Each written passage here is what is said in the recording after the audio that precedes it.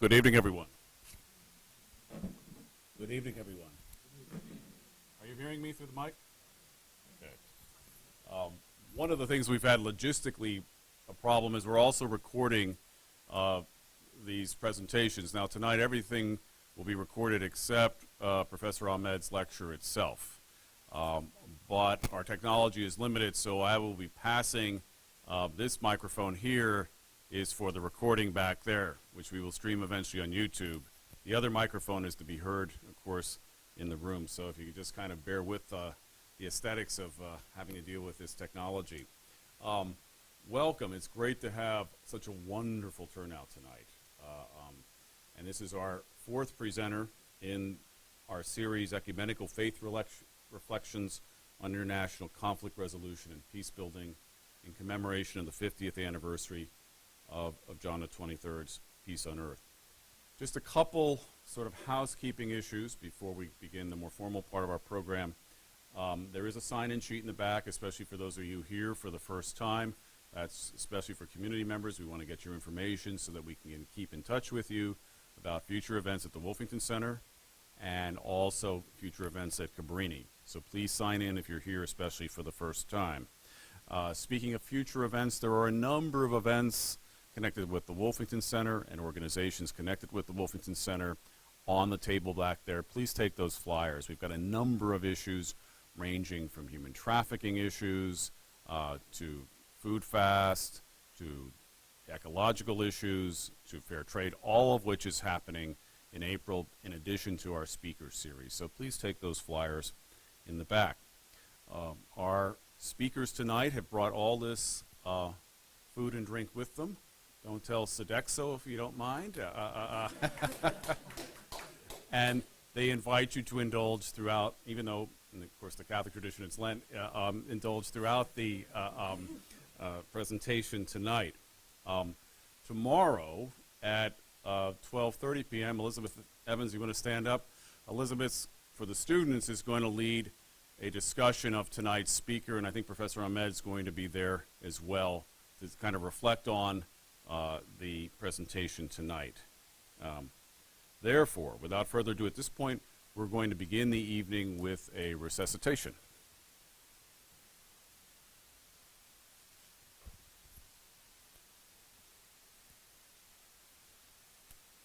Good evening, everyone.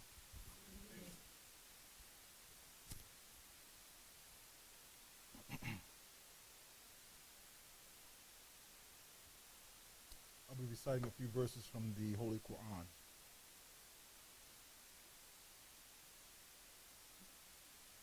أعوذ بالله من الشيطان الرجيم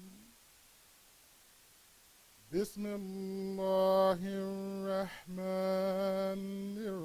الرحيم ما كان محمد أبا أحد من رجالكم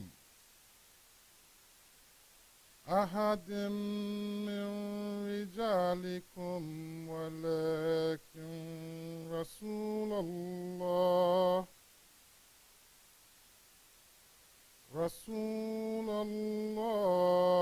وخاتم النبيين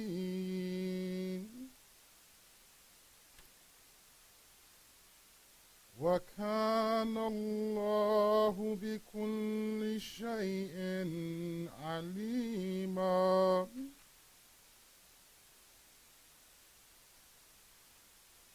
يا أيها الذين آمنوا اذكروا الله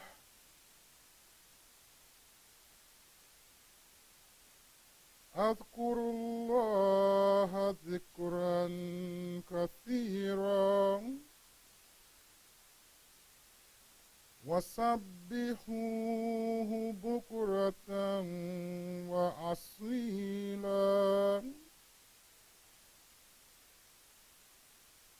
هو الذي يصلي عليكم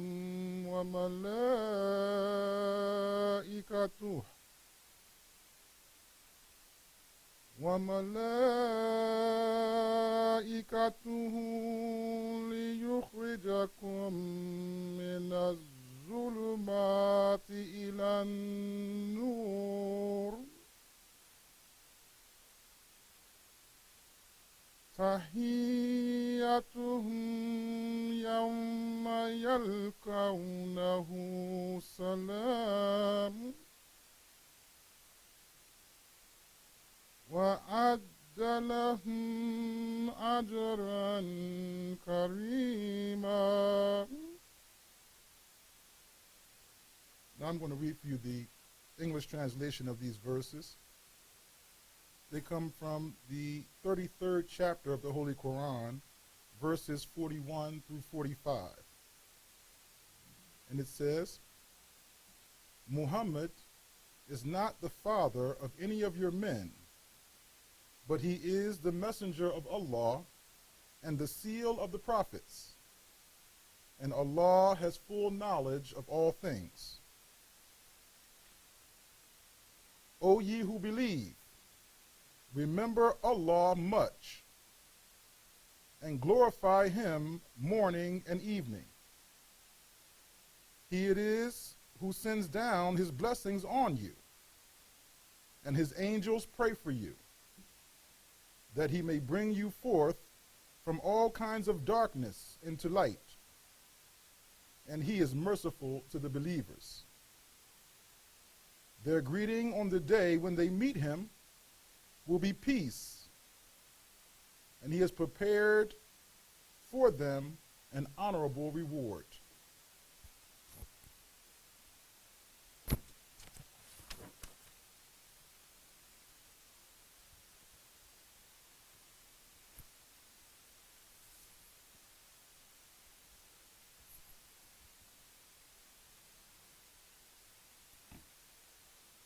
In our series, one of the themes that we've been trying to stress, of course, is the legacy of John the 23rd, especially in terms of ecumenism. And our speaker last night came out of the Jewish tradition. Tonight, we're engaging the discussion in terms of the Islamic tradition. And in some sense, we're people of the book. One is Christian, Jewish, Muslim. And so we look forward to these reflections tonight.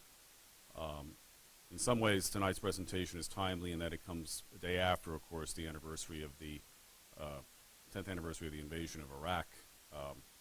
And, especially over the last 20 to 25 years, enormous sort of misunderstandings and use of religiosity in non-peaceful ways, whether it's out of the Christian or Muslim tradition. And so tonight is an evening to try to build bridges and to work toward better understanding and toward reconciliation as we move forward.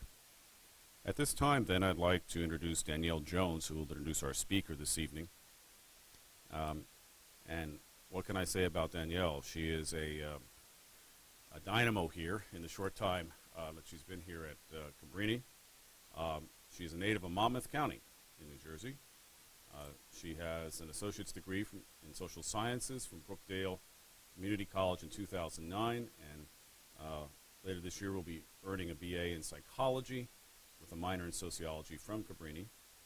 She's a life member of Psi Beta, National Honor Society for Psychology for Community, Phi Theta Kappa, International Honor Society for two-year colleges, and Psi Chi, International Honor Society in Psychology.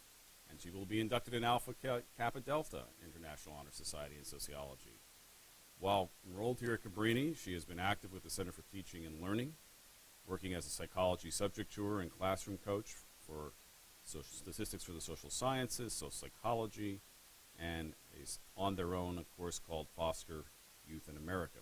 She has facilitated workshops with academic counseling on topics including empowerment and preparing for final exams. She is the teaching assistant for statistics for the social sciences this semester. She is also student manager of peer educators through the Office of Health and Wellness Education, and she's a peer scholar for youth empowerment, working with Dr. Maya Gordon's Race, Gender, and Youth Empowerment. And last but not least, she is the treasurer of the Body Image Coalition for the 2012-2013 year. She's an active member of Zeta Amici Auxiliary of Philadelphia, Service Auxiliary of Xi Beta Zeta Phi Beta sorority, thank you, for non-baccalaureate women. And there's a number of community service activities that she does through this organization and others. Finally, she is currently applying for doctorate programs for social psychology with an interdisciplinary interest in human sexuality, public health, and religion. Danielle Jones.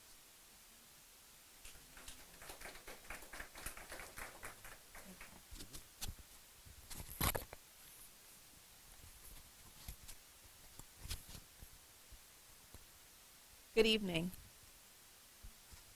James Baldwin wrote, "The world changes according to the way people see it, and if you alter, even by a millimeter, the way people look at reality, then you can change the world."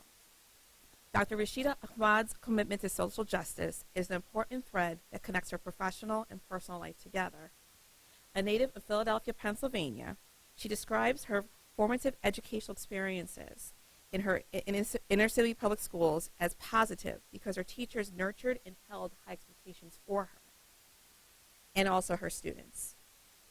When her family moved to Nigeria, she relocated to rural West Virginia to live with her beloved grandmother, Mimi. After completing her undergraduate studies in education at Fairmont State College, located in Fairmont, West Virginia, she moved to Nigeria, where she lived for 10 years. She taught in the local schools and the American International School for several years before returning to the United States in 1992. Dr. Ahmad earned her master's in special education and doctorate in education in curriculum and instruction from West Virginia University, where she was the recipient of the highly competitive W.E.B. Du Bois Fellowship for Academic Excellence.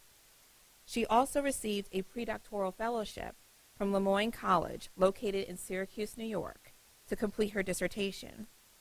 Dr. Ahmad has presented at various workshops and conferences nationally and internationally on multicultural education and preparing teachers to meet the needs of learners with diverse abilities.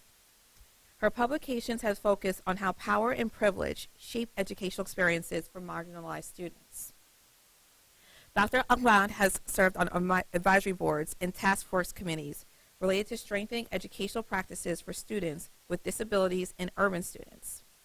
She's also been a reviewer for the International Journal for Multicultural Education. Over the last 4 years, Dr. Ahmad has been involved in creating a library for a school in Ghana. In collaboration with Humanity First, a nonprofit organization dedicated to serving disaster-affected and socially disadvantaged individuals and families in the poor communities of the world, she has shipped over 2,000 books and offered in-serving training for teachers. Dr. Ahmad is a member of the Ahmadiyya Muslim community. Established in 1921, is the first and oldest American Muslim community established in the United States. The Ahmadiyya Muslim community is a dynamic, fast-growing international revival movement within Islam.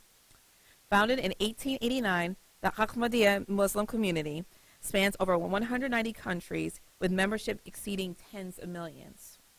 As a Muslim and teacher/educator, Dr. Ahmad is engaged in furthering global perspectives concerning peace issues and interfaith dialogue.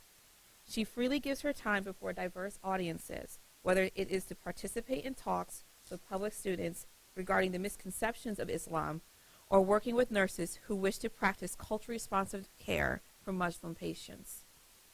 Tonight's presentation, Islamic Perspectives on the International Conflict Resolution and Peacebuilding, is an excellent opportunity to engage in interfaith dialogue. Dr. Ahmad hopes that individuals will learn and recognize that Islam is an Abrahamic faith tradition and that there are many similarities between the Islamic and Judeo-Christian faith. Dr. Ahmad is ever mindful of this quote by Stephen Brookfield: "We teach to change the world." The hope that undergirds our efforts to help students learn is that doing this will help them act towards each other and to their environment with compassion, understanding, and fairness.